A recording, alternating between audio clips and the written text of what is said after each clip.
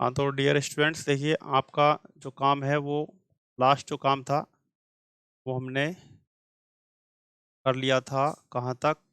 यहाँ तक आपका काम ये हो चुका था, ये वाला जो है परावैद्युत पदार्थ, और ये आपका काम हो गया था यहाँ तक। ये जो चित्र है नीचे, ये पूरा काम हो चुका था। ठीक है।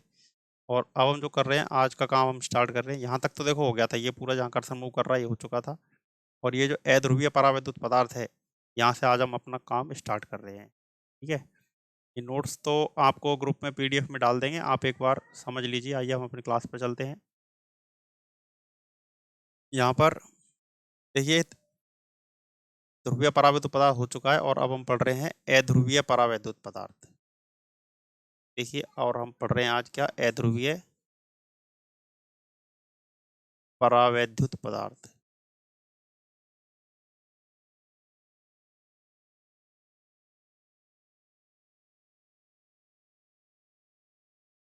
अध्रुवीय परावैद्युत पदार्थ आज हम पढ़ रहे हैं।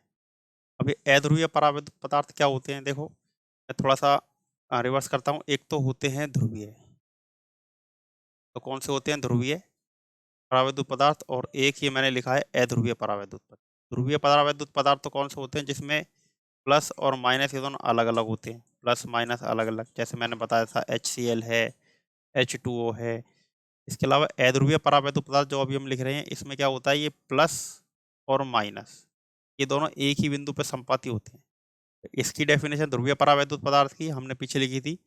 ऐसे परावैद्युत पदार्थ जिनमें धनावेश तथा ऋणावेश दोनों के वितरण केंद्र अलग अलग होते हैं, उन्हें हम कहते हैं ध्रुवीय परावैद्युत पदार्थ।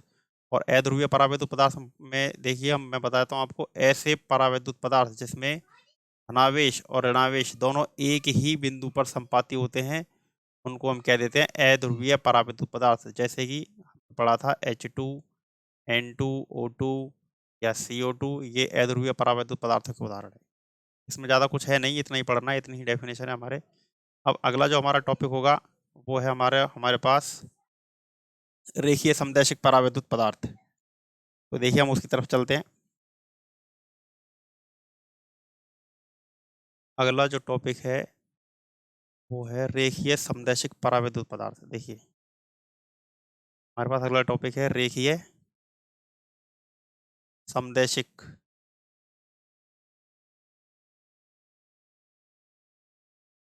रेखीय समदैशिक परावैद्युत पदार्थ। रेखीय समदैशिक परावैद्युत पदार्थ ये कौन से पदार्थ होते हैं, देखो ये ऐसे पदार्थ होते हैं जिसमें प्रेरित विद्युत द्विध्रुव आघूर्ण P बाह्य विद्युत क्षेत्र E के समानुपाती होता है। देखिए एक बार इसमें यहाँ पे हमने लिख रखा है, ये लिखा हुआ है, देखिए जहाँ पर ये पॉइंटर मूव कर रहा है, ये हमने लिखा है रेखीय समदैशिक परावैद्युत पदार्थ। लिखा है हमने ऐसे पदार्थ जिनमें प्रेरित विद्युत द्विध्रुव आघूर्ण बाह्य विद्युत क्षेत्र के समानुपाती होता है, उन्हें रेखीय समदैशिक परावैद्युत पदार्थ कहते हैं। ठीक है, आ जाइए यहाँ पे, नोट्स आपको लिखवा देंगे, उसकी चिंता मत कीजिए। तो देखिए ये हमने कहा कि P समानुपाती होता है E के, और समानुपाती का जो चिन्ह है ये हटेगा तो नियतांक आएगा। नियतांक यहाँ पे आता है, ये ग्रीक लेटर है काई ई, और ये आ गया ई। ये क्या होता है, ये ग्रीक वर्णमाला का अक्षर होता है, और इसका इंग्लिश में तो हम इसको बोलते थे चाई, और हिंदी में अगर इसका प्रोनाउंसिएशन करेंगे तो ये आता है काई। और ये बताता क्या है, इसकी सहायता से ये पता पड़ता है कि कोई भी परावैद्युत पदार्थ जो है, कोई भी परावैद्युत पदार्थ किस लिमिट तक यानी कितनी सीमा तक ध्रुवित हो सकता है। ठीक है, कितनी सीमा तक ध्रुवित हो सकता है वो बताता है। उसमें एक बार चलते हैं, ये मैं आपको दिखा देता हूँ। देखिए यहाँ पर हमने लिखा लिखा है, देखिए जहाँ पॉइंटर मूव कर रहा है वहाँ पर आप देखना, लिखा है हमने, देखिए यह काई ई जो है पदार्थ की विद्युत प्रवृत्ति कहलाती है, और इसकी सहायता से यह ज्ञात होता है कि पदार्थ कितना ध्रुवित हो सकता है। और क्या है, ये विमाहीन राशि है। इसके बारे में अभी इतना ही पढ़ना है आपको। नेक्स्ट जो टॉपिक हमारा वो है चालक की धारिता। अब हम चलते हैं आगे चालक की धारिता पर। देखिए हमारे पास चालक की धारिता,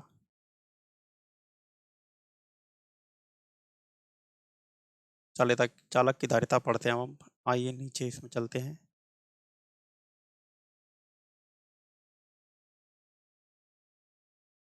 हमारे पास क्या है, ये चालक की धारिता। चालक की धारिता, चालक की धारिता क्या होती है, जैसे एक पानी का टैंक है, इसकी एक पानी को धारण करने की क्षमता होती है, वो इस टैंक की धारिता कहलाती है। उस तरह से कोई चालक जो होता है, चाहे वो गोलीय चालक है, चाहे वो आयताकार या वर्गाकार चालक है, इनकी भी आवेश ग्रहण करने की एक क्षमता होती है। इसको हम किसी चालक की धारिता कह देते हैं। जैसे देखो, इसको थोड़ा सा और मैं समझाता हूँ चालक की धारिता को। आप मान लीजिए एक पानी का टैंक है ये, ठीक है, और इसमें अभी बिल्कुल भी पानी नहीं भरा है। जो ये तो पानी का टैंक हो गया, और इधर आप मान लो ये कोई चालक पदार्थ है, ठीक है। अब हम ये मानते हैं कि इस टैंक में जो पानी की मात्रा है, टैंक में पानी की मात्रा, वो इस गोले पर आवेश की मात्रा के बराबर है। गोले पर किसके, आवेश की मात्रा के बराबर है, ठीक है। पानी की मात्रा तो किसके, आवेश की मात्रा के बराबर क्यू, यानी पानी की मात्रा को यहाँ पर प्रदर्शित करेंगे क्यू से। और जो इस वाले टैंक में पानी का तल है, यानी कि पानी की ऊंचाई है, पानी के तल की ऊंचाई, वो इस गोले के लिए क्या है, वोल्टेज है V। तो अब देखिए, जैसे जैसे हम इसमें पानी भरते जाएंगे, हम पानी भरते जाएंगे, तो आप बताइए ये ऊंचाई बढ़ रही है कि नहीं बढ़ रही है। यानी कि पानी की मात्रा बढ़ रही है, तो पानी के तल की ऊंचाई भी बढ़ रही है। और यहाँ पर हम क्या कहेंगे, जैसे जैसे इस गोले पर आप आवेश बढ़ाते जाओगे, आवेश यानी कि क्यू बढ़ाते जाओगे, वैसे वैसे वोल्टेज भी बढ़ता जाएगा। यानी क्यू बढ़ेगा, इसका मतलब वोल्टेज भी बढ़ता जाएगा। बिल्कुल पानी के तल से आप समझ सकते हैं, पानी का, इसमें पानी की मात्रा बढ़ती जाएगी तो पानी के तल की ऊंचाई भी बढ़ती चली जाएगी। उस तरह से क्या होगा, आवेश बढ़ता जाएगा तो वोल्टेज भी बढ़ता चला जाएगा। इसका मतलब ये दोनों समानुपाती होते हैं। क्यू समानुपाती किसके हो गया, V के, और क्यू बराबर यहाँ पे कांस्टेंट आएगा C। और ये C जो है, इसको हम क्या कहते हैं, इसको हम कहते हैं चालक की धारिता। इसको क्या कहते थे हम, चालक की धारिता कहते, ठीक है। अब ये चालक की धारिता के लिए आपके पास सूत्र है सामने, Q बराबर CV। ये सूत्र है, इसी को हम ले लेते हैं, क्या ले लेते हैं, Q बराबर CV। तो C बराबर आपके पास क्या हो जाएगा, Q अपॉन V। ये जो है, ये चालक की धारिता के लिए सूत्र है, ठीक है। और ये वाला बहुत इंपॉर्टेंट फॉर्मूला है, ये ध्यान रखना। इस पूरे चैप्टर में इस फॉर्मूले का ही उपयोग होगा, इसी से बाकी के फॉर्मूले बनते चले जाएंगे। अब देखिए आगे इस मात्रक देखते हैं, यही जो C बराबर QV है, इससे मात्रक देखते हैं, इसका धारिता का मात्रक क्या होता है। तो C बराबर आपके पास क्या है, Q अपॉन V। आवेश का मात्रक क्या होता है, कूलम। आवेश का मात्रक हो गया कूलम। और ये V वोल्टेज, इसकी ये होता है, वोल्टेज का मात्रक होता है वोल्ट। तो ये क्या हो जाएगा, कूलम प्रति वोल्ट। और धारिता का मात्रक क्या हो गया आपके पास, कूलम प्रति वोल्ट। और ये इसका जो ऐसा ही मात्रक जो होता है, ये तो आपके पास एक मात्रक तो ये हो गया, एक इसका अन्य छोटा मात्रक, सॉरी संक्षिप्त रूप में जो ये कूलम प्रति वोल्ट है, इसको हम क्या कहते हैं, इसको हम कह देते हैं फैरड। जैसे बल का एक मात्रक न्यूटन होता है, वैसे इसका एक मात्रक फैरड बना दिया, इसको फैरड को परिचित करते हैं हम F से। तो एक फैरड बराबर जो होता है, वो एक कूलम प्रति वोल्ट के बराबर होता है, ठीक है। अब ये आपके तो आपके पास दो मात्रक आ गए हैं। धारिता का मात्रक होता है फैरड या कूलम प्रति वोल्ट, लेकिन सामान्यतः फैरड का यूज किया जाता है। तो अब देखिए, अब हम पढ़ते हैं एक फैरड की परिभाषा। क्या पढ़ते हैं हम, एक फैरड की परिभाषा। एक फैरड की परिभाषा क्या होती है वो देखते हैं। देखिए,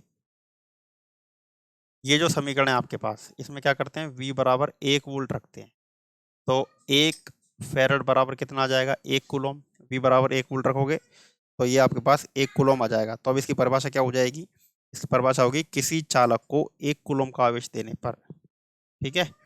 परिभाषा क्या हो जाएगी, किसी, सॉरी,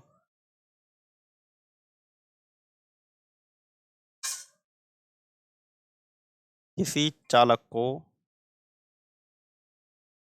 1 कूलम का आवेश देने पर उसके वोल्टेज में 1 वोल्ट की ही वृद्धि होती है, तो चालक की धारिता 1 फैरड के बराबर होती है। क्या लिखा हमने अभी तक, किसी चालक को 1 कूलम का आवेश देने पर उसके सॉरी, उसके विभव में, उसके विभव में 1 वोल्ट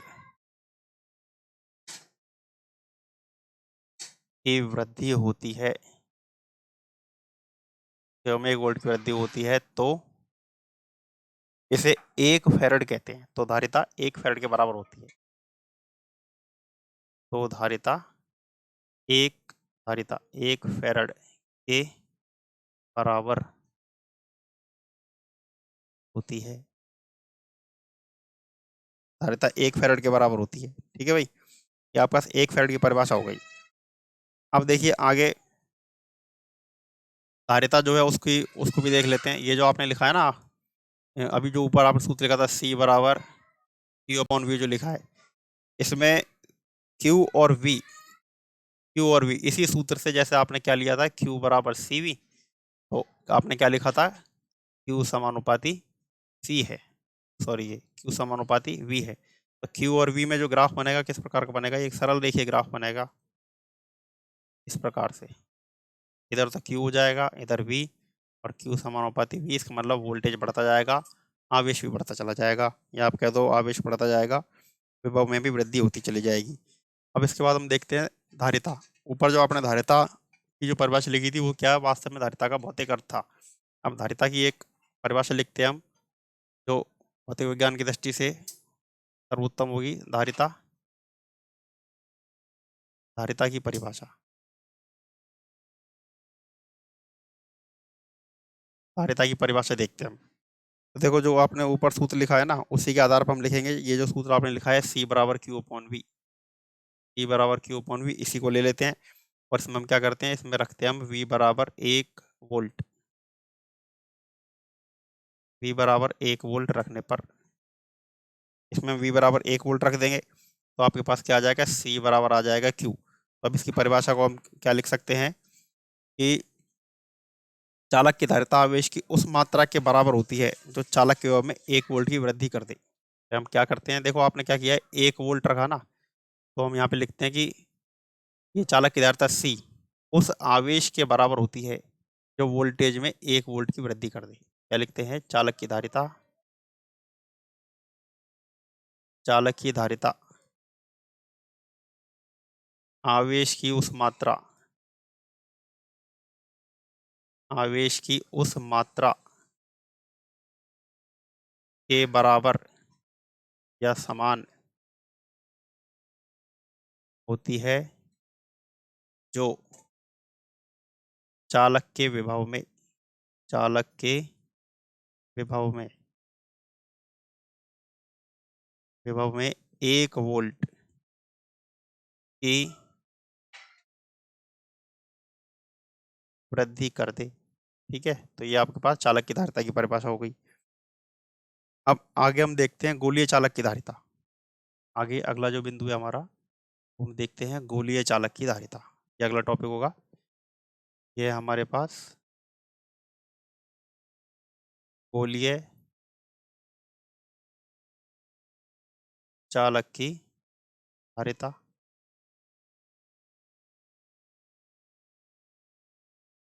गोलीय चालक की धारिता। देखिए इसमें एक गोलीय चालक, मतलब आपने ये गोला ले लिया इस तरह से, ठीक है, इसको तो हटाइए आप, और यहाँ से शेप में से हम एक गोला ले लेते हैं।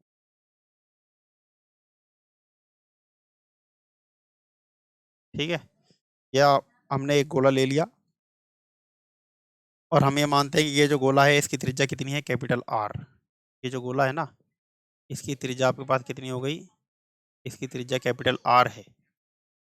अब एक बार आप देखना, पहले एक संक्षिप्त रूप में समझाता हूँ, नोट्स में तो आपको मिल ही जाएगा। देखो धारिता का सूत्र क्या होता है, धारिता का सूत्र होता है C बराबर Q/V। अब ये Q क्या है, Q इस गोले को जो आवेश दिया गया है वो है Q, है ना। Q क्या है, इस गोले को जो भी आवेश दिया है, प्लस माइनस जो भी है वो आवेश हो गया। तो Q को तो ऐसे कैसे लिख लो, और V क्या होता है, V जो है वो V बराबर हो जाएगा E/D।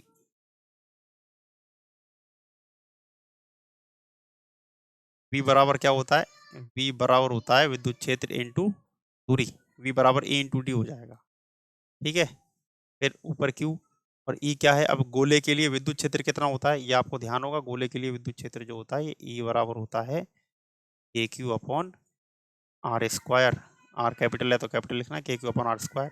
तो यहाँ पे आप क्या लिख दोगे, ये KQ अपॉन आर स्क्वायर, ठीक है। और ये आपके पास हो गया D इस तरह से।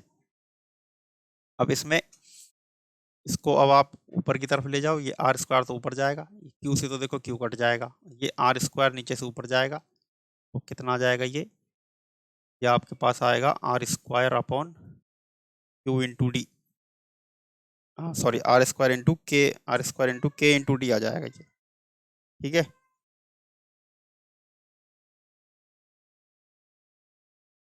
ये आपके पास आएगा, आप देखो इसको यहाँ से है ना, देखो इसको आप एक बार दोबारा देखिए आप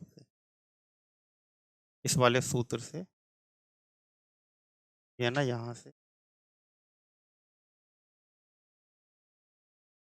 इस, ये थोड़ा सा बड़ा हो जाएगा, इसको आप देखो Q, ये Q तो एज इट इज लिखो और सीधे वोल्टेज का सूत्र लिखते हैं ना। गोले के लिए वेव का सूत्र जो था वो पिछले चैप्टर में आपने देखा था, V बराबर होता है KQ अपॉन, हाँ Q कैपिटल है, KQ अपॉन R, ये ले लीजिए आप सीधे, क्या आ जाएगा ये KQ अपॉन R।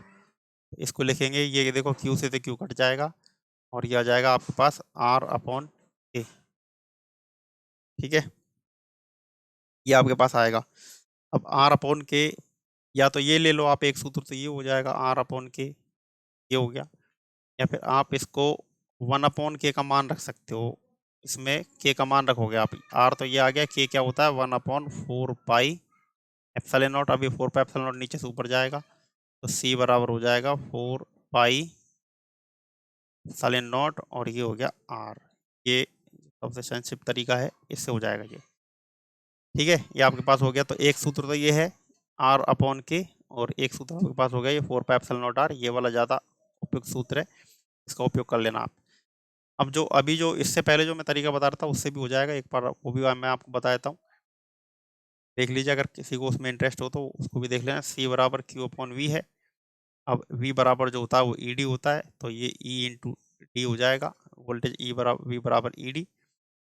तो अब इसको E का जब मान आप रखोगे तो क्या आ जाएगा, ये KQ अपॉन, ये जो D है ना इसको यहाँ पर आप R लेना, क्योंकि पीछे भी हमने क्या R ले रखा था, R स्मॉल R, ठीक है। तो अब ये क्या आ जाएगा KQ अपॉन, सॉरी E का मान KQ अपॉन आर स्क्वायर, और ये आपके पास आगे R चल रहा है, एक R से एक R कट जाएगा, नीचे वाला R ऊपर चला जाएगा, Q से Q कट जाएगा, कैपिटल Q है ये, और फिर आपके पास आ जाएगा ये R अपॉन के। तो देखिए वही सूत्र आ गया, R स्मॉल है कैपिटल हो सकता है, और इसी से आ जाएगा ये, इसका मान रखोगे तो इस तरह से ये आपके पास आ जाएगा 4 pi epsilon not R। R आप कोई भी ले लेना, त्रिज्या कैपिटल है तो कैपिटल, स्मॉल है तो स्मॉल, कोई मैटर नहीं है। ये आपके पास धारिता का सूत्र हो गया, गोले चालक की धारिता है।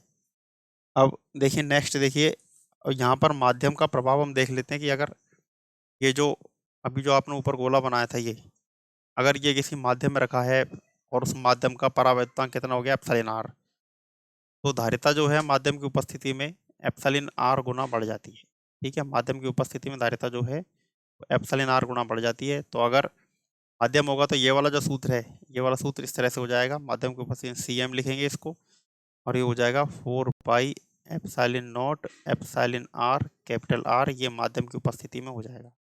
इस सूत्र को आप ध्यान रखना कि माध्यम की उपस्थिति में धारिता जो होती है एप्सिलॉन R गुना बढ़ जाती है, ये आपको ध्यान रखना है। तो नेक्स्ट जो टॉपिक है वो हमारा है संधारित्र।